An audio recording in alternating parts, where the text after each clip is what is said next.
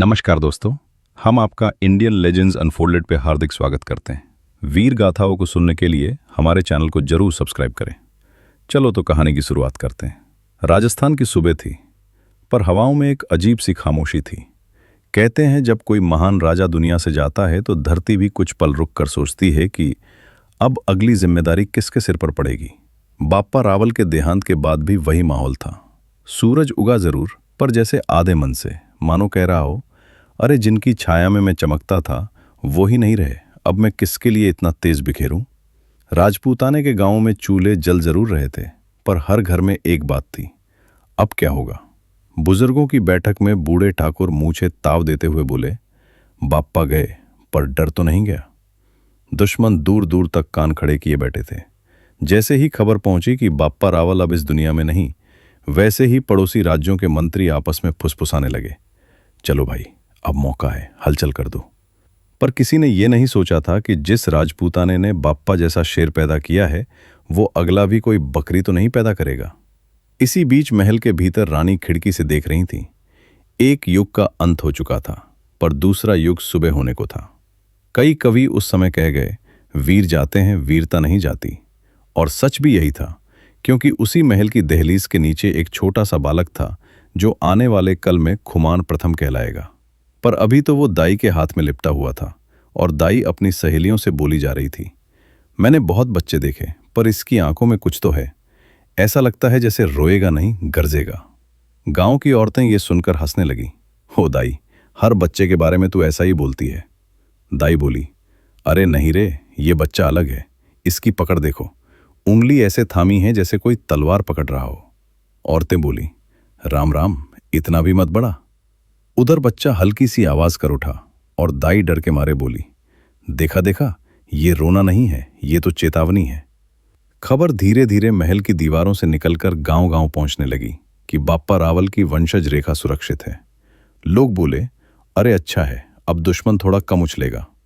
कुछ बूढ़े लोगों ने तो उसी दिन पान चबाते हुए भविष्यवाणी भी कर दी, समय देख लेना, ये बच्चा एक दिन राजपूताने का नाम ऐसे चमकाएगा कि दुश्मन जुगनू की तरह कांपने लगेंगे। उधर दरबार में मंत्री लोग बैठे चिंता में थे। कोई कहता, सैनिकों का मनोबल टूट रहा है, कोई कहता, दुश्मन इस समय हमला कर सकते हैं। तभी महल के आंगन से नवजात की एक तेज आवाज आई। मंत्री थोड़ा चौंके। एक बुजुर्ग मंत्री मुस्कुराए, अरे चिंता क्यों करते हो, आवाज सुनी नहीं, ये आने वाला महाराज बता रहा है, चिंता मत करो, मैं आ गया हूं। पूरा राजमहल उस आवाज से भर गया। कुछ महिलाओं ने सोचा बच्चा रो रहा है, पर सैनिकों ने कहा, नहीं, ये रोना नहीं, ये तो घोषणा है। किसी ने हंसकर कहा, घोषणा क्या, ये तो कह रहा है, ठहरो रे, अभी बड़ा होता हूं, फिर सबको सीधा करूंगा। धीरे धीरे ये बात चारों ओर फैल गई कि विरासत खत्म नहीं हुई, बल्कि एक नए अध्याय की शुरुआत हो रही है। और राजस्थान की हवा जो सुबह उदास थी, अचानक मानो मुस्कुरा उठी। सूरज भी बादलों के पीछे से झांकता बोला, चलो नया शेर आया है, अब चमकना फिर से मजेदार होगा। यही था वो क्षण जब इतिहास ने करवट ली और लोक कथाओं ने अपनी कलम फिर पकड़ी। बाप्पा रावल की विरासत आगे बढ़ने वाली थी और खुमान की कहानी जो आने वाले समय में हंसी, वीरता और दंत कथाओं का संगम बनकर पूरे राजपूताने में गूंजने वाली थी, बस शुरू होने ही वाली थी। राजमहल की छतों पर कबूतर बैठे थे, जैसे दरबार की सारी खबरें उन्हीं के भरोसे हों। दाई खुमान को गोद में लिए इधर उधर घूम रही थी और हर मिलने वाले से कह रही थी, देखना, ये बच्चा बड़ा होकर सातों दिशाओं में नाम करेगा। एक बुजुर्ग पहरेदार बोला, दाई सात क्यों, आठवीं दिशा भी जोड़ दें। इस बच्चे की आंखें देखकर तो लगता है ये दिशा भी खुद बना लेगा। दिन बीतते गए और खुमान की परवरिश शुरू हुई। पर यह कोई सामान्य परवरिश थोड़ी थी, ये तो पूरी राजपूताने वाली तांडव शैली थी। जब दूसरे घरों के बच्चे रेंगना सीखते हैं, तब खुमान पहले दिन से ही उठने को तैयार। दाई उसकी हरकतें देखकर कहती, अरे रुको रुको, अभी तो दूध भी ठीक से पिया नहीं कि ये घर भर में दौड़ने की सोच रहा है। एक दिन की बात है, खुमान जमीन पर लेटा हुआ था, दूध की कटोरी रखी थी। दाई का ध्यान थोड़ा हटते ही कटोरी पलट गई।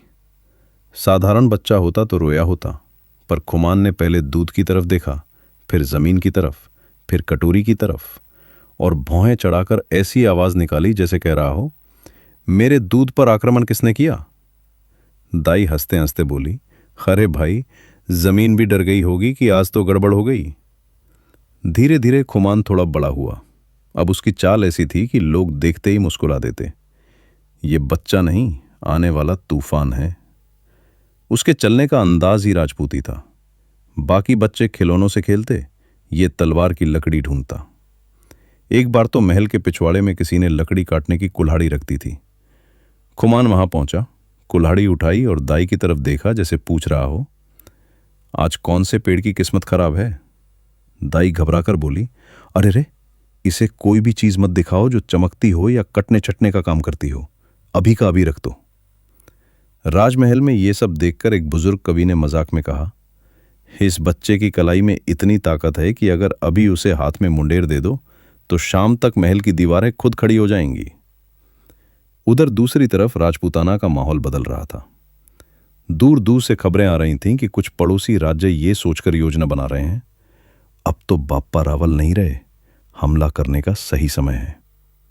मगर वे ये नहीं जानते थे कि जिस बच्चे को वे मासूम समझ रहे हैं, वे कुछ साल बाद उनका सिरदर्द बनने वाला है। एक दिन महल में दरबार लगा था। सभी मंत्री गंभीरता से बैठे थे। बातें हो रही थीं, सेना को मजबूत करना पड़ेगा, सीमाओं की सुरक्षा बढ़ानी होगी। तभी पीछे से खटखट की आवाज आई। सबने पीछे देखा तो खुमान अपनी नन्ही सी तलवार, जो लकड़ी की थी, घसीटता हुआ आ रहा था। कदम छोटे थे, पर चाल में जोर इतना था कि लगता था कोई छोटा सा सेनापति निरीक्षण पर निकला हो। मंत्री मुस्कुराए, पर बुजुर्ग मंत्री बोले, इसे देखो, अभी छोटा है, पर दरबार की ओर ऐसे आ रहा है जैसे कहना चाहता हो, फिक्र मत करो, एक दिन मैं यहां बैठूंगा। खुमान दरबार के बीचों बीच आया, इधर उधर देखा और अपनी लकड़ी की तलवार जमीन पर पटाख से ठोक दी। आवाज गूंजी और दरबारियों ने एक दूसरे की ओर देखा। किसी ने धीमे से कहा, यह तो घोषणा कर रहा है। दूसरा बोला, ऐसी घोषणा जो सुनकर दुश्मन भी छींकों के बहाने घर बैठ जाएंगे। महल की औरतें यह नजारा देख रही थीं और मुस्कुरा रही थीं। किसी ने कहा, बच्चा है, खेल रहा है। पर दाई बोली, खेल? अरे ये खेलने वाला बच्चा नहीं है, ये वो है जिसके खेल भी युद्ध की तैयारी हैं। और सच भी यही था। खुमान का बचपन जितना मासूम था, उतना ही तूफानी। उसके कदमों में ही संकेत छिपा था कि आने वाले समय में कौन राज करेगा और कौन पीछे हटेगा। राजस्थान की धूप अब पहले जैसी नहीं लग रही थी। हवा में नया जोश था। ऐसा लग रहा था जैसे धरती भी जानती है, जिसकी पहली गर्जना ही ऐलान हो, उसकी जवानी का असर कैसा होगा। और इसी तरह खुमान की कहानी बचपन से ही हंसी, तंज और वीरता के साथ बहती चली जा रही थी, एक ऐसे नदी की तरह जिसे कोई रोक नहीं सकता। खुमान ने तलवार को देखा और जैसे ही पकड़ने लगा, दाई दौड़ती हुई आई। अरे रे, ये असली है, छोड़ दे छोड़ दे। दाई ने तलवार खींच ली। खुमान ने तलवार को जाते देखा, थोड़ी देर गर्दन टेढ़ी की और फिर पराठे को उठाकर जमीन पर दे मारा। सारे लोग हंस पड़े। एक बुजुर्ग योद्धा बोले, हो, अगर हथियार ना दो तो खाना ही दुश्मन मान लेता है। दूसरा बोला, आज पराठा गया, कल दुश्मन जाएगा। उसी समय रसोई में से एक नया पकवान लाया गया, बड़े तांबे की थाली में गरम गरम घी की खुशबू के साथ। खुमान उस तरफ देखने लगा। सैनिक बोले, लगता है महाराज ने नया लक्ष्य चुन लिया है। पर खुमान सीधा वहां नहीं गया। वो धीरे से पीछे मुड़ा, लकड़ी की तलवार उठाई और जिस ढंग से आगे बढ़ा, वो किसी भी सैनिक को याद दिला देता कि ये बच्चा बड़ा होकर मैदान में क्या करेगा। दाई बोली, अरे ये क्या कर रहा है? कोई बोला, लगता है खाना जीत कर ही रहेगा। एक ने कहा, नहीं रे, ये निरीक्षण करने जा रहा है, पहले देखेगा फिर फैसला करेगा। जैसे ही खुमान थाली के पास पहुंचा, वो नीचे बैठ गया। लकड़ी की तलवार को थाली के किनारे रखकर पहले घी की महक सूंघी, फिर पराठे की ओर देखा, फिर दाई की ओर देखा जैसे पूछ रहा हो, आज युद्ध जीतने वाला खाना यही है क्या? सारा दरबार खिलखिला उठा। एक सैनिक हंसकर बोला, ये बच्चा खाने को नहीं, रणभूमि की तरह टटोलता है, पहले सूंघता है, फिर देखता है, फिर फैसला करता है। इधर भोज चल रहा था, उधर खुमान की हरकतें सबका मनोरंजन कर रही थीं। लेकिन इतने मजाक के बीच भी एक बात सबके मन में उतर रही थी, ये कोई सामान्य उत्तराधिकारी नहीं, ये खून से नहीं स्वभाव से वीर है। मजाक में भी उसके भीतर एक तूफान है। तभी अचानक महल के बाहर से घोड़े की टापों की आवाज आई। पहरेदार दौड़ते हुए अंदर आए। महारानी, पड़ोसी राज्य का दूत आया है। दरबारियों में फुसफुसाहट शुरू हो गई। लो, शुरू हो गया खेल। दाई खुमान को उठाने लगी, पर खुमान ने उसका हाथ झटक दिया। दाई हैरान, अरे ये क्या? खुमान उस आवाज की दिशा में देखने लगा। आंखें बड़ी हो गईं, माथा चढ़ गया। किसी बुजुर्ग मंत्री ने धीमे से कहा, देखा, ये बच्चा दूत की आवाज सुनते ही सतर्क हो गया। दूसरा बोला, इतना छोटा है पर युद्ध की आहट पहचान गया। और इसी तरह खुमान का बचपन हंसी और भविष्योन्मुखी गर्जनाओं के बीच बहता रहा, एक ऐसी धारा की तरह जो हर मोड़ पर संकेत दे रही थी कि ये बच्चे का जन्म यात्रा नहीं, इतिहास का नया अध्याय है। महल के मुख्य द्वार पर घोड़े की टापों के साथ आया दूत जैसे ही उतरा, उसके कपड़ों पर धूल थी, चेहरे पर तनाव था और चाल में वही घबराहट जो किसी को पता हो। मैं गलत घर में आया हूं। पहरेदारों ने उसे चारों तरफ से घेर लिया। दूत ने कांपती आवाज में कहा, मैं संदेश लेकर आया हूं, युद्ध का, चेंज का। पहरेदारों ने एक दूसरे को देखा। लो, बिना पूछे ही डर गया। उधर महल के अंदर खुमान दाई की गोद से नीचे उतर ही चुका था। दाई पीछे पीछे दौड़ रही थी। अरे मत जाओ उधर, ये दरबार है। पर खुमान रुकने वाले कहाँ थे? वो छोटा सा शरीर पर चाल में महाराजों वाली ठसक। वो सीधे उस दिशा में चला जहां दूत को लाया जा रहा था। उसकी लकड़ी की तलवार जमीन पर टक टक आवाज कर रही थी और उस टक टक में भी एक अजीब सा आदेश था, जैसे कह रहा हो, हाँ भाई, कौन आया है मेरे घर में? दूत को दरबार के सामने खड़ा किया गया। माहौल भारी था। सैनिक चौकन्ने, मंत्री गंभीर, और तभी सबकी नजर सबसे छोटे पर सबसे आत्मविश्वासी कदमों पर पड़ी। खुमान सामने आ गया था। बच्चे को देखकर दूत ने चैन की सांस ली। ओह अच्छा, ये तो बच्चा है। मगर सैनिकों ने तुरंत कहा, तू इस भ्रम में मत रहना, ये बच्चा नहीं, पूरे राज का वारिस है। दूत का गला सूख गया। खुमान बिल्कुल सामने आया, सिर टेढ़ा किया और इतनी गहरी नजर से दूत को देखा कि दूत ने 2 कदम पीछे हटकर खुद को बचाने की कोशिश की। दाई बोली, अरे घबराओ मत, बच्चा है।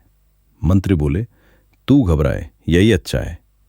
दूत अब थोड़ा संभल कर बोला, मैं हमारे राजा का संदेश लेकर आया हूं। वो कहते हैं कि बाप्पा रावल अब नहीं रहे। तो खुमान ने अचानक अपनी लकड़ी की तलवार उठाई और हवा में एक झटके से घुमाई। दाई ने माथा पकड़ लिया। लो बाप रे, ये फिर शुरू हो गया। पूरे दरबार में हंसी फैल गई, पर साथ में एक दबी सी गर्व की हवा भी। एक बुजुर्ग योद्धा धीरे से बोला, ये घुमाव मजाक नहीं था, ये उसी समय की निशानी है जब कोई राजपूत बिना तलवार चलाए भी चेतावनी दे देता है। दूत डर के मारे झुक गया। महाराज, मैं तो बस कहने आया था कि हमारे राजा बातचीत चाहते हैं, हम आपकी सीमा पर शांति चाहते हैं। मंत्री मुस्कुराए। एक ने कहा, शांति अभी? दूसरा बोला, जब इन्हें लगा कि राज कमजोर है तभी शांति याद आ गई। दूत ने गले से शब्द निकाले, नहीं, हम बस। वो बोलते बोलते रुक गया क्योंकि खुमान उसके पांवों की तरफ घूर रहा था। दूत ने घबराकर अपने पैर पीछे किए। क्या चाहता है ये बच्चा? दाई बोली, कुछ नहीं, अभी तो बस सोच रहा होगा कि तूने हमारे दरबार में कदम कैसे रख दिए। खुमान धीरे धीरे दूत के पास आया। सबने सांस रोक ली। वो दूत के सामने खड़ा हुआ, थोड़ी देर उसे देखता रहा, फिर एकदम से अपनी लकड़ी की तलवार आगे बढ़ाई और उसके पैर पर हल्का सा धप किया, जैसे पूछ रहा हो, तू आया कैसे? इजाजत ली थी क्या? पूरा दरबार हंसी से गूंज उठा। कुछ मंत्री बोले, लो, ये तो अभी से सीमा जांच रहा है। दूसरा बोला, दूत के पैर देखकर लगता है आज वो राजपूताना की जमीन पर कदम रखने से पहले ही पछता गया है। दूत दी जल्दी संदेश सुना दिया और रुखसत होने लगा। पर जैसे ही पीछे हटने लगा, खुमान ने फिर तलवार उठाई। इस बार उसे हवा में हिलाकर अपनी जीत का बच्चा सा इशारा किया। दूत को समझ नहीं आया ये धमकी थी या इशारा, पर वो भागते हुए बाहर निकला। मैं चलता हूं, धन्यवाद, जय जय, जो भी कहना हो वो। दूत गया और सैनिकों ने महल में ठहाके लगाए। रानी ने दूर से देखा और मुस्कुराई। ये बच्चा नहीं, भविष्य महाराज है, और इसकी हंसी में भी रौब है। मंत्रीगण एक दूसरे से बोले, अगर ये अभी इतना समझदार और तेज है तो सोचो जब इसकी तलवार लोहे की होगी तब कौन दुश्मन आराम से सो पाएगा। खुमान फिर वापस मुड़ा, दाई के पास गया और जैसे कुछ हुआ ही नहीं ऐसे अपने पराठे वाली थाली की तरफ बढ़ गया। अरे वाह, दूत आए, दरबार हिला, चेतावनी दी, और अब फिर पराठा। अच्छा है, बच्चा है, पर स्टाइल पूरा राजपूती। और राजमहल में एक बात सब समझ चुके थे, बाप्पा की विरासत जाग चुकी थी, और ये जागरण किसी भी दुश्मन के लिए आने वाले तूफान का पहला संकेत था। दूत के जाने के बाद भी महल में जो माहौल बना था वो अजीब सा रोमांच भरा था, जैसे सबको पता हो कि ये तो सिर्फ शुरुआत है। खुमान अपने पराठे की थाली पर वापस जा चुका था, पर उसकी हरकतों ने पूरे राजपूताने के भविष्य की एक झलक दे दी थी। सैनिक बाहर पहरे पर तैनात थे, लेकिन हर पहरेदार के चेहरे पर एक हल्की सी मुस्कान थी। आज पहली बार किसी दूत को बच्चे ने डराकर भेजा है। उधर दरबार में मंत्री वापस अपनी अपनी जगह संभाल रहे थे। कोई कह रहा था, दूत की हालत देखी, पैर कांप रहे थे। दूसरा बोला, कांपे भी क्यों ना, जब बच्चा ही इतनी चेतावनी दे रहा है तो बड़ा होकर शायद हाथ जोड़कर ही कह देगा, चलो घर जाओ भाई। महारानी महल की ऊंची बालकनी से नीचे के हालात देख रही थी। हवा में एक गर्व था। खुमान की दाई ने जाकर उन्हें कहा, महारानी, बच्चा बहुत चालाक है, मैं समझ नहीं पाती कि ये किस उम्र में क्या क्या समझ जाता है। महारानी मुस्कुराई, उसके खून में राज है और स्वभाव में रण है, ये जल्दी समझेगा ही। खुमान अब थक गया था और आंगन के बीच में बैठकर अपनी छोटी तलवार का हत्था चबा रहा था। दाई बोली, अरे नहीं नहीं, तलवार को मत काट, कल मुंह काट लेगा तो फिर पूरा राज डर जाएगा कि देखो राजकुमार तलवार भी चबा जाते हैं। सिपाही हंस पड़े। एक बोला, ये बच्चा खाने में पराठा नहीं खाएगा, तलवार ही खा जाएगा। इसी बीच महल के बाहर से शोर सुनाई दिया। 2 घुड़सवार तेजी से अंदर आ रहे थे। पहरेदारों ने तुरंत दरवाजा खोला। ये राजपूताना की सीमा से आए संदेशवाहक थे। वे थके हुए, धूल में लिपटे और चेहरों पर तनाव लिए सीधे दरबार की ओर दौड़े। दरबार में प्रवेश करते ही एक ने ऊंची आवाज में कहा, महारानी, सीमा पर हलचल है, दुश्मन अपनी सेना जमा कर रहा है। सारे मंत्री खड़े हो गए। कौन सा राज्य? पूर्व दिशा वाला, वही जो हमेशा मौका ढूंढता रीछट है। महारानी ने गहरी सांस ली, पर चेहरे पर कोई घबराहट नहीं। उन्होंने धीरे से कहा, जो सोचा था वही हुआ। बाप्पा रावल के जाने की खबर ने उन्हें बुलाया है। सैनिक आदेश लेने को तैयार थे, पर उसी समय खुमान, जो दाई की गोद से उतरकर धीरे धीरे रेंगता हुआ आ रहा था, बिल्कुल सभा के बीच में पहुंच गया। सबकी नजरें उसी पर। खुमान ने सामने पड़े नक्शे की तरफ देखा, जिस पर सीमा चिन्हित थी।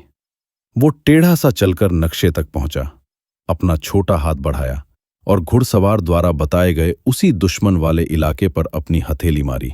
धप! पूरा दरबार कुछ पल चुप। फिर एक बुजुर्ग योद्धा धीरे से बोला, ये देखो, इशारा दे रहा है, कह रहा है, यहां देखो, जैसे कह रहा हो ये हिस्सा फाड़कर फेंक दो। मंत्री एक दूसरे को देख रहे थे।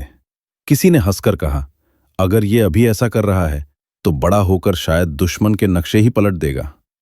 दूसरा बोला, नहीं, ये नक्शा पलटेगा नहीं, ये इतिहास पलटेगा। तभी खुमान ने नक्शे से हाथ हटाया, धीरे धीरे उठकर अपनी छोटी तलवार को फिर से पकड़ लिया और इस बार उसने उसे 2 बार हवा में घुमाया। दाई चौंकी, अरे रे, ये फिर युद्ध का मूड बना रहा है। पर सैनिकों की आंखों में चमक थी। मंत्री गर्व से हंस रहे थे और महारानी के मन में एक विश्वास गहराता जा रहा था। ये बच्चा राजकुमार नहीं, ये तूफान है, और तूफान जब उठता है तो कोई सीमा, कोई दूत, कोई दुश्मन टिक नहीं पाता। बाहर घोड़े फिर से दौड़ रहे थे। सीमा पर तनाव बढ़ रहा था, दुश्मन तैयार हो रहे थे, और खुमार, वो अपनी नन्ही तलवार लेकर बस यही सोच रहा था, कौन आया है, कब आना है, मैं तैयार हूं। उसी रात महल में गहरी खामोशी थी, लेकिन खुमान के कमरे में हलचल कुछ ज्यादा ही थी। दाई उसे सुलाने की कोशिश कर रही थी और खुमान को नींद आने से ज्यादा तलवार घुमाने में दिलचस्पी थी। अरे सो जा रे राजकुमार, बाहर दुश्मन खड़ा है और तू यहां मलाई खा के नाच रहा है। खुमान ने तलवार को हवा में घुमाकर अपने ही तकिए पर हल्का सा धप मारा। दाई परेशान, अरे नहीं, तकिया फाड़ दिया तो फिर नई सिलाई करनी पड़ेगी। युद्ध बाहर है, युद्ध अंदर नहीं। पर खुमान की आंखों में चमक थी। कहीं दूर सीमा पर कुछ होने वाला है, ये उसे भी महसूस हो रहा था। उधर सीमा पर रात ठंडी थी और पहाड़ियों के बीच राजपूताना की सीमा पर पहरेदार मशाले लेकर खड़े थे। अचानक दूर काले साए हिलने लगे। एक जवान बोला, सरदार, लगता है कोई दिखा। सरदार ने आंखें तिरछी करके देखा। हाँ, ये दुश्मन की जासूसी टोली है।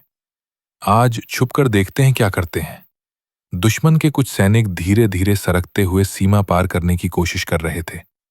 उनमें से एक फुसफुसाया, सुना है उनका राजा मर गया। अभी ये राज्य कमजोर होगा, हम आराम से घुस जाएंगे। दूसरा बोला, हाँ, उनके पास तो अभी छोटा बच्चा राजकुमार है, बिना दांत का शेर। पर उन्हें ये नहीं पता था कि उसी समय महल में वही बिना दांत का शेर अपने तकिए को मारने की प्रैक्टिस कर रहा था। सीमे पर पहरेदारों ने हमला नहीं किया। उन्होंने उन्हें अंदर आने दिया ताकि पता चले कि वे कितने लोग हैं और क्या योजना है।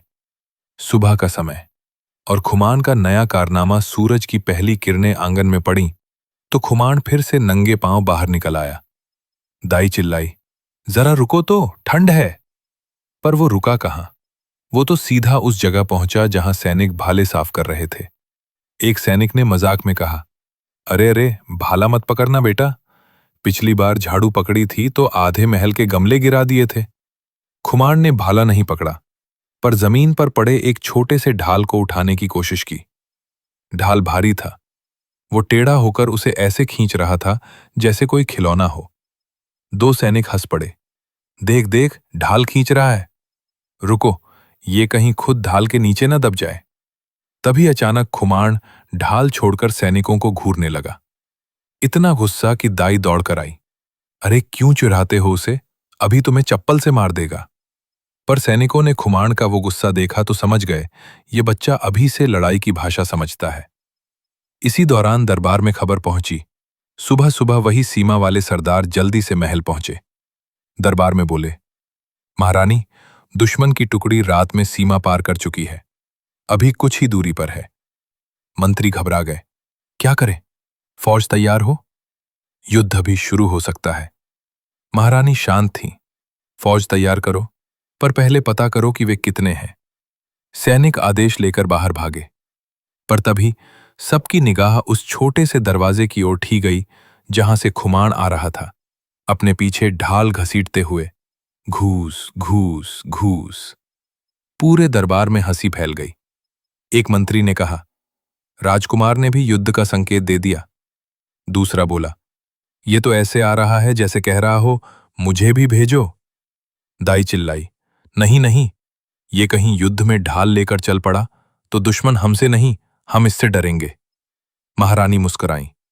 वे खुमान की ओर झुकीं, उसके सिर पर हाथ रखा और बोली, तेरा समय आएगा मेरे लाल, अभी तू खेल, पर याद रहे, तेरा भाग्य रणभूमि है। खुमान ने ढाल को छोड़कर फिर नक्शे की ओर देखा और इस बार उसने दुश्मन के क्षेत्र को अपनी उंगली से धक्का देकर पीछे सरकाने की कोशिश की।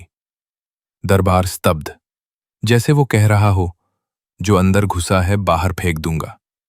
और उसी क्षण एक सैनिक अंदर आया, महारानी, दुश्मन की जासूसी टोली पकड़ी गई है। सबकी आंखें चमक उठीं। युद्ध की शुरुआत हो चुकी थी और खुमान, वो अपनी उंगली से नक्शा धकेलता हुआ जैसे जवाब दे रहा था, आने। महल के आंगन में हलचल बढ़ चुकी थी। पकड़े गए दुश्मन के जासूसों को बांधकर दरबार के सामने लाया गया। उनके चेहरे पर घबराहट थी। ये क्या हो गया? हम तो सोचकर आए थे राज्य कमजोर है और यहां आते ही पकड़ लिए गए। दरबार में मंत्री, सरदार और पहरेदार खड़े थे।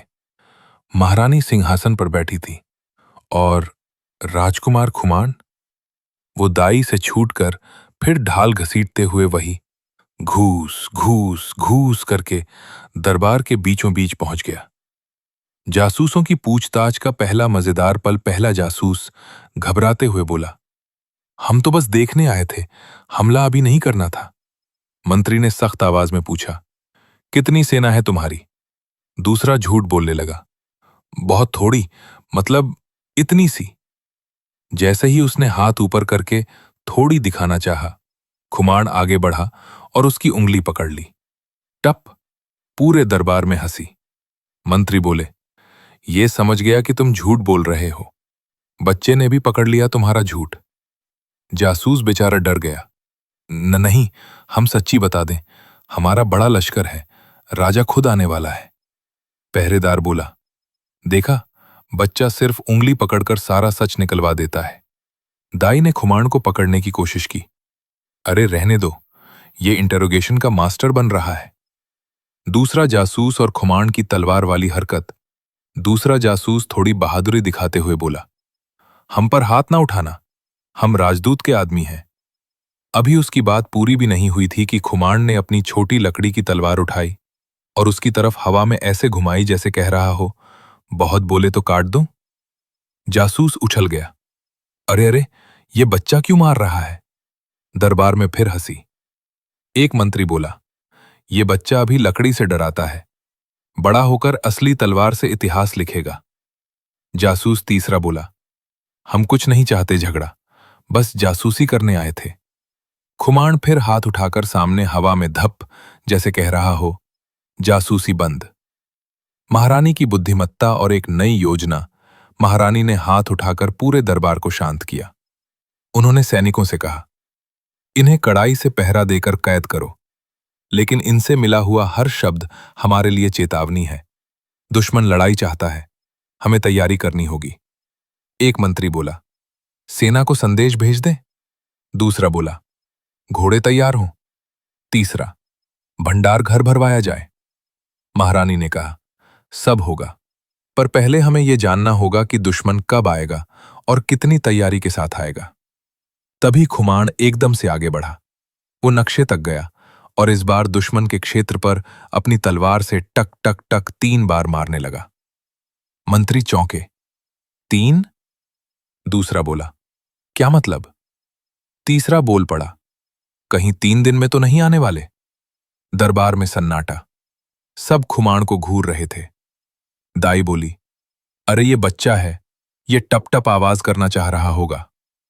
मंत्री धीरे से बोले, नहीं दाई, ये बच्चा संकेत दे रहा है, इसने जासूसों से पहले भी सच निकलवाया है। महारानी ने गहरी सांस ली। उन्होंने नक्शा देखा। उन्होंने खुमाण की आंखें देखीं। उनमें कोई खेल नहीं था, एक भविष्य की चमक थी, जैसे बातें कहीं सुनी न हो पर समझ सब आता हो। महारानी धीरे से बोली, 3 दिनों में हमला? अगर ऐसा है तो हमें आज से ही तैयार होना होगा। सैनिक आदेश के लिए बाहर गए। मंत्री इकट्ठा हो चुके थे। हर जगह युद्ध की आहट थी। और खुमाण? वो तलवार उठाए नक्शे के सामने बैठा हुआ था।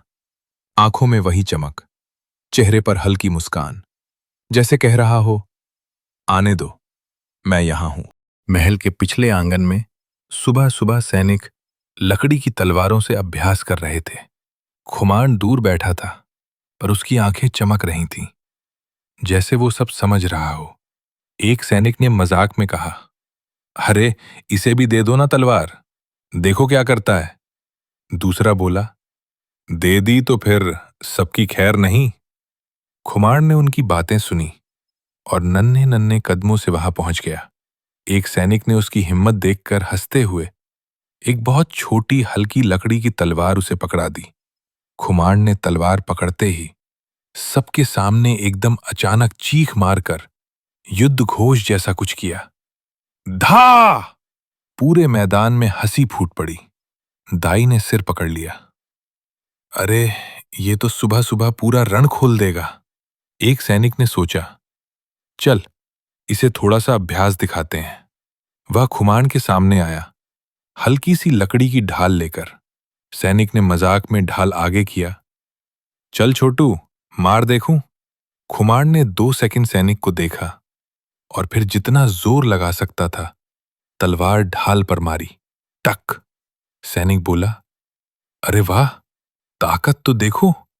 दूसरे सैनिक चिल्लाए, अरे इसे रोक मत, इसे तो युद्ध चाहिए। तीसरा बोला, राजा साहब की आत्मा चमक रही होगी देखकर। खुमान जोश में आया और लगातार ढाल पर मारने लगा। टक टक टक टक। सैनिक पीछे हटने लगे। अरे अरे, रुक जा छोटू, इतना नहीं।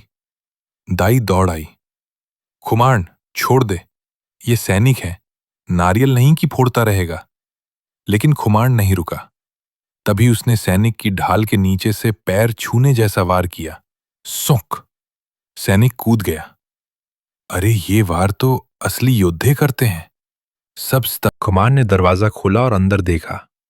अर्जुन रावल पूरा पसीने में भीगा हुआ, जैसे किसी ने उसे आधी रात को उठाकर मीलों दौड़ा दिया हो।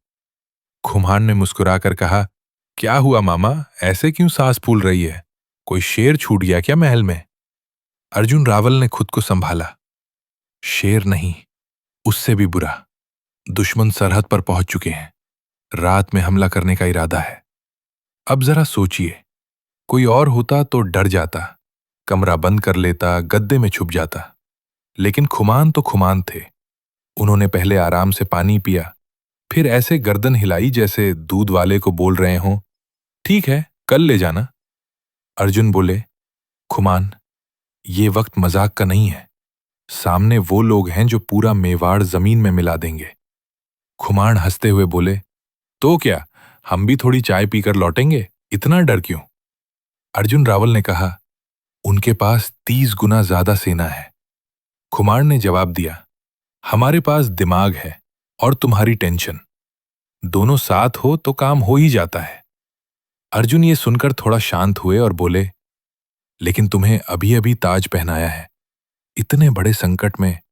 खुमान ने बीच में टोकते हुए कहा, ताज पहनाया है तो क्या हुआ, सिर तो वही पुराना है ना।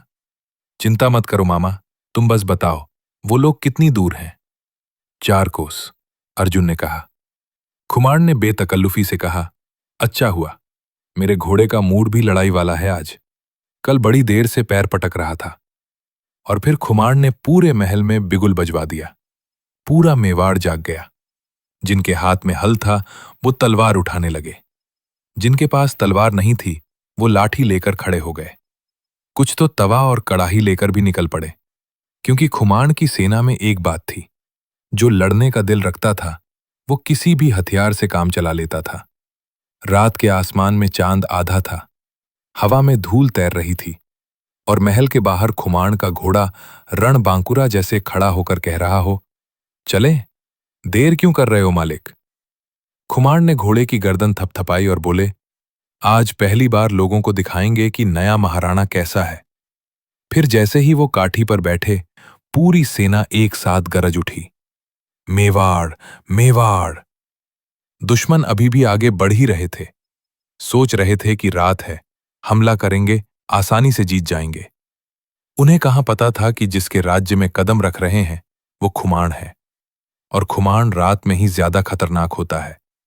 खुमान ने धीरे से अर्जुन से कहा, मामा, तुमने बताया नहीं, दुश्मन कौन है? अर्जुन ने कहा, मलवा के राजा का सेनापति, बदनाम आदमी है, क्रूर, विश्वासघाती। खुमान मुस्कुराए, अच्छा है, बदनामों से लड़ने में मजा ज्यादा आता है। अच्छे लोगों से लड़कर पाप लगता है। और फिर उन्होंने सेना को आदेश दिया, आज रात हम लोग हमला नहीं झेलेंगे, हमला करेंगे। पूरी सेना चौंक गई। रात में? अभी? खुमान बोले, हां, अंधेरा ही मेरी ढाल है, और मैं जो करता हूं उसमें मजा तभी आता है जब दूसरा समझ भी ना पाए। हवा और तेज हो गई, मशालें बुझने लगीं, लेकिन लोगों के दिलों में जो जोश था वो और भड़क उठा। खुमान आगे बढ़ते हुए बोले, चलो, वो लोग सोचते हैं कि हम सो रहे होंगे। चलो उन्हें बताएं कि मेवाड़ में नींद सिर्फ बच्चों के लिए होती है, योद्धे तो कभी भी जाग सकते हैं। और पूरी सेना बिजली की तरह अंधेरे में निकल पड़ी। धूल उड़ती हुई, तलवारों की चमक, घोड़ों की टापें, और बीच में खुमान, जिसकी आंखों में ऐसा जज्बा था जैसे ये दुनिया उसकी रियासत हो और कोई उससे खिलवाड़ करने की हिम्मत करे। युद्ध बस कुछ दूर था, और उस रात खुमान ने जो किया वो आने वाले 100 सालों तक लोगों के दिलों में गाया गया। हवा में घोड़े की टापों की घड़घड़ाहट भर गई थी। जैसे बादल धरती पर उतर आए हों। खुमान सबसे आगे, घोड़े की अयाल पीछे उड़ती हुई, तलवार हल्की सी चमकती हुई और चेहरे पर वो मुस्कान। अरे वही मुस्कान जो दुश्मनों को देखकर नहीं, लड़ाई देखकर आती है। वो मुस्कान जिसे देखकर अर्जुन रावल हर बार सोचते थे, वाह रे खुमान, तू पैदा ही युद्ध के लिए हुआ है। दूर दुश्मन का तंबू झिलमिलाते हुए दिखने लगा। दो पहरेदार आपस में बैठे बात कर रहे थे। एक बोला, अरे आज रात तो आराम है, मेवाड़ वाले सो रहे होंगे। दूसरा बोला, हाँ भाई, और हमारा सेनापति आज बड़ी दावत करेगा। सुना है कल रात उसने सपना देखा कि मेवाड़ बिना लड़ाई हाथ लग जाएगा। तभी अचानक पीछे से हवा फटी जैसे कोई शेर छलांग लगाए। किसके सपने की बात कर रहे हो? दोनों पहरेदार उछल पड़े। खुमान उनके सामने ऐसे खड़े थे जैसे अंधेरा ही उनका घोड़ा हो। एक पहरेदार हकलाया, तुम कौन? खुमान ने तलवार जरा नीचे की ओर झुकाते हुए कहा, मैं वही हूं जिसकी वजह से तुम्हारे सेनापति ने आज भी पगड़ी उल्टी पहन ली होगी। पहरेदारों ने चिल्लाने की कोशिश की पर आवाज निकली नहीं। खुमार ने उन्हें हटाते हुए आगे देखा। दुश्मन का तंबू अब बिल्कुल सामने था। अंदर दावत चल रही थी। हंसी, शोर, ढोल, और सेनापति अपने बड़े पेट को पकड़कर नाच रहा था। खुमार ने भैरव की ओर देखा। देखा, ये लोग युद्ध करने आए हैं और मैं सोच रहा था मुझे किसी बड़े योद्धे से मुकाबला करना पड़ेगा। भैरव हंसा, महाराज, पहले ही कह देता। दुश्मन आज हल्का है। खुमार ने सेना को इशारा किया। ना कोई लंबा भाषण, ना कोई घंटों की रणनीति, सिर्फ एक इशारा, और मेवाड़ की सेना ऐसी टूटी जैसे बवंडर उतर आया हो। दुश्मन का तंबू एक ही पल में चीखों से भर गया। कड़ाहियां उलट गईं, दावत का खाना उड़कर लोगों के सिर पर गिरा, और सेनापति का नाच अचानक बंद हो गया। सेनापति ने खुमान को देखा। पहले उसकी आंखें बड़ी हुईं, फिर दिमाग बंद हो गया, फिर पैर कांपने लगे। खुमान, तुम यहां? खुमान आगे बढ़कर बोला, हां, और तुमसे मिलने आना पड़ा क्योंकि तुमने बिना बुलाए मेवाड़ में कदम रखा। अब मेहमानों की तरह आए हो तो वापसी भी मेहमानों जैसी करूंगा, सिर्फ एक फर्क के साथ, तुम लौटोगे किसी और दुनिया में। सेनापति ने भागने की कोशिश की पर उसका पेट, अरे वही पेट, उसकी रफ्तार से बड़ा दुश्मन साबित हुआ। खुमान ने झट से उसकी तलवार उड़ाई और बोला, इतना भारी पेट लेकर युद्ध करने आया था? चलो मैं हल्का कर देता हूं। अगले ही पल संघर्ष शुरू हो गया। खुमान एक के बाद एक सैनिकों को ऐसे हटा रहा था जैसे कोई किसान खेत से सूखी घास हटाता है। दुश्मन चिल्ला रहे थे, गिर रहे थे, भाग रहे थे, लेकिन खुमान के पीछे जो सेना थी वो भी कम नहीं थी। हर आदमी की आंखों में चमक और हथियार में आग थी। कुछ ही देर में दुश्मन का पूरा तंबू बिखर गया। सेनापति घुटनों पर गिरा हुआ था, हांफते हुए, दया मांगते हुए, महाराज, छोड़ दो, गलती हो गई। खुमान झुके, उसकी गर्दन पकड़कर बोले, गलती?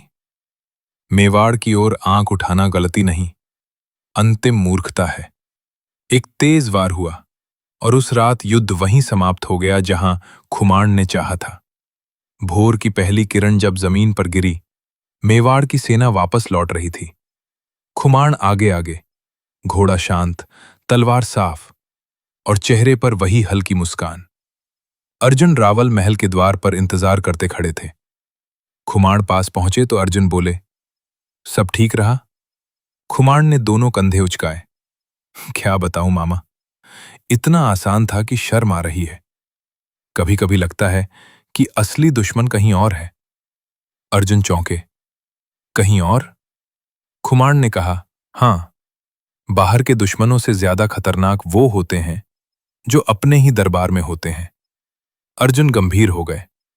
मेवाड़ की हवा भी अचानक हवा में घोड़े की टापों की घरघड़ाहट भर गई थी, जैसे बादल धरती पर उतर आए हों।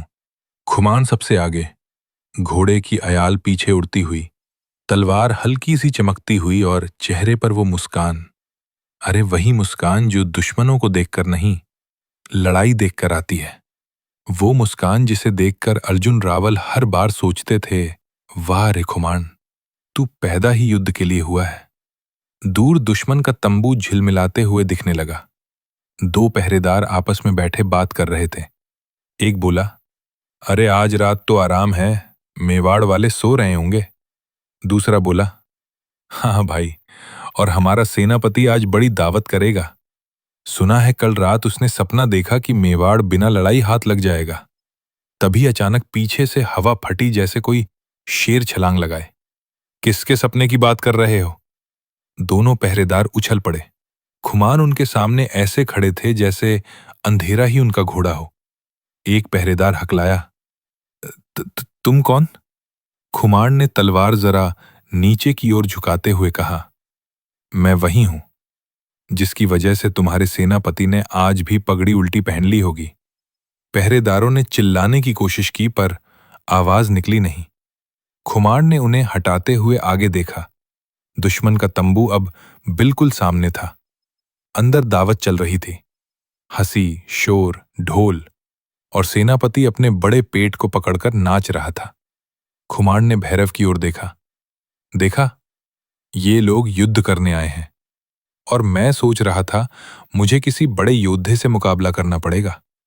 भैरव हंसा, महाराज, पहले ही कह देता। दुश्मन आज हल्का है।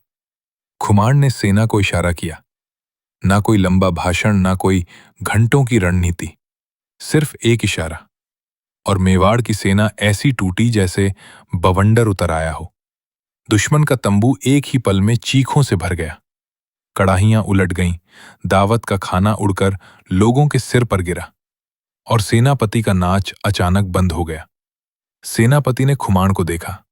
पहले उसकी आंखें बड़ी हुईं, फिर दिमाग बंद हो गया, फिर पैर कांपने लगे।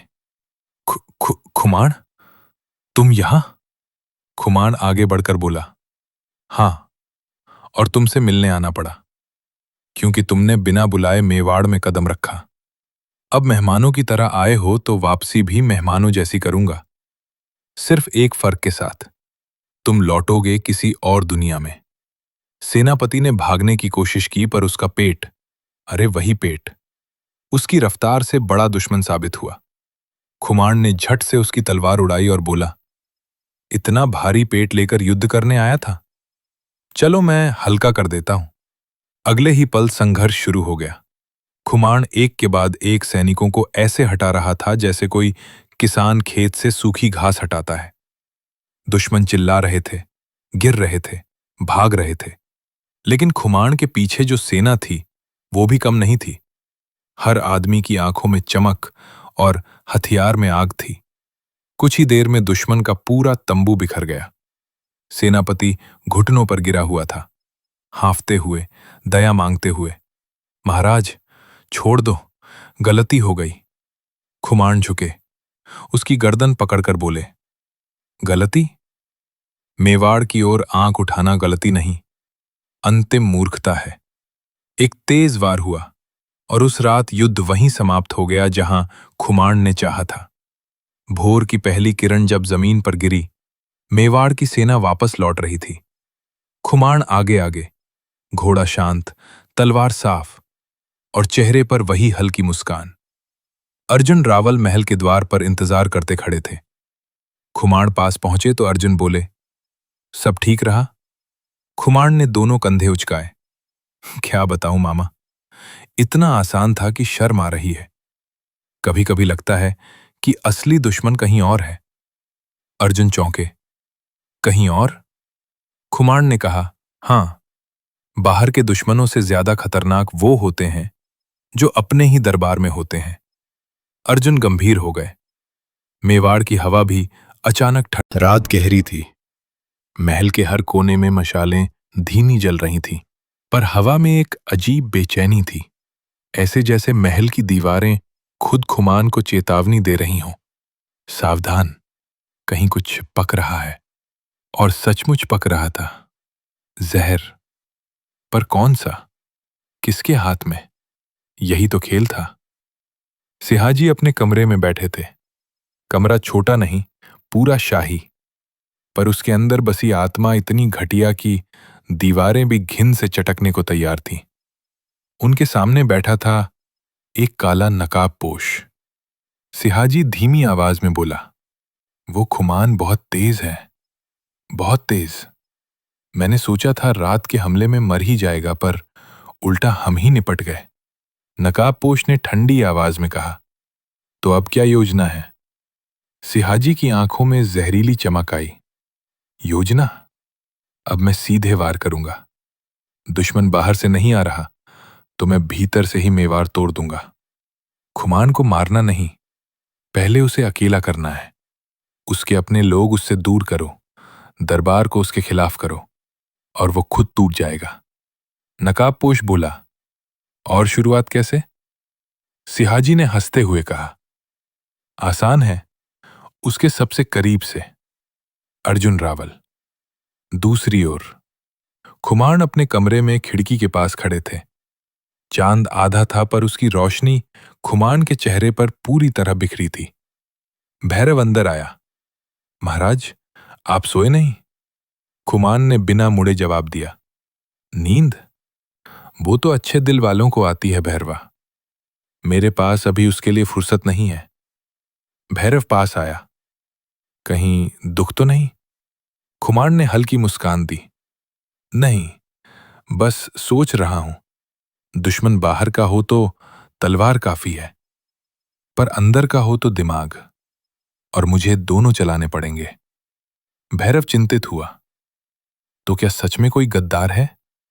खुमान ने जवाब दिया, है भैरवा, है, और वो इतना चालाक है कि उसे पकड़ने के लिए मुझे उससे भी ज्यादा चालाक बनना पड़ेगा। भैरव ने पूछा, अब कदम क्या है? खुमान ने खिड़की बंद करते हुए कहा, खेल शुरू होने दो। जब तक वो अपनी चाल नहीं चलेगा, मैं वार नहीं करूंगा। सर्प जब बिल से निकलता है तभी मार पड़ती है, और मैं अभी उसकी सरसराहट सुन रहा हूं। अगली सुबह दरबार में अफवाहों की आंधी चली। किसी ने कहा, अर्जुन रावल ने रात में किसी से गुप्त बैठक की। किसी ने कहा, खुमान अब अपने मंत्रियों पर भरोसा नहीं करता। किसी ने पीछे से कान में कहा, महाराणा जीत गए, पर अहंकार बढ़ गया है। अरे भाई, अफवाहें बिना शराब के ऐसी डगमगाती हैं कि सच्चे आदमी का भी सिर चकरा जाए। देवराज मंत्री हौले से एक एक के कान में आग लगा रहे थे। सिहाजी दूर खड़े मुस्कुराकर ये आग देख रहे थे। अर्जुन रावल को ये सब पता चलते ही उनका माथा गर्म हो गया। उन्होंने खुमान के कक्ष में जाकर कहा, खुमान, ये दरबार में क्या बातें उड़ रही हैं? कोई कह रहा है मैं गद्दार हूं। खुमान शांत बैठे शर्मिष्ठा अपनी तलवार की धार चमका रहे थे। उन्होंने शीश उठाया। कहने दो मामा, बोलने वाली जबानें अगर रोकी जाएं तो लोग सोचने लगते हैं कि हम डर गए। अर्जुन बोले, लेकिन इस सब के पीछे कौन है? खुमान ने तलवार नीचे रखी और बोले, जो ये सब कर रहा है वो चाहता है कि आप और मैं एक दूसरे पर शक करें, और अगर हम ऐसा कर लें तो युद्ध वो जीत जाएगा, बिना तलवार चलाए। अर्जुन शांत हो गए। फिर खुमान ने धीरे से कहा, मामा, भरोसा हमारा कवच है, इसे टूटने नहीं देना। मगर उसी पल एक सैनिक भागते हुए अंदर आया। महाराणा, बड़ा संकट, सीमा से संदेश आया है। मलवा का राजकुमार अपनी विशाल सेना के साथ मेवाड़ की ओर बढ़ रहा है। अर्जुन रावल चौंके। अभी? इतनी जल्दी? खुमान उठे और उनकी आंखों में चिंगारी भड़क उठी। हाँ मामा, इतनी जल्दी, क्योंकि किसी ने उसे संदेश भेजा है कि मेवाड़ अंदर से टूट रहा है। गद्दार काम कर चुका है। अर्जुन ने सिहाजी का नाम लेना चाहा, लेकिन खुमान ने हाथ उठाकर रोक दिया। नहीं,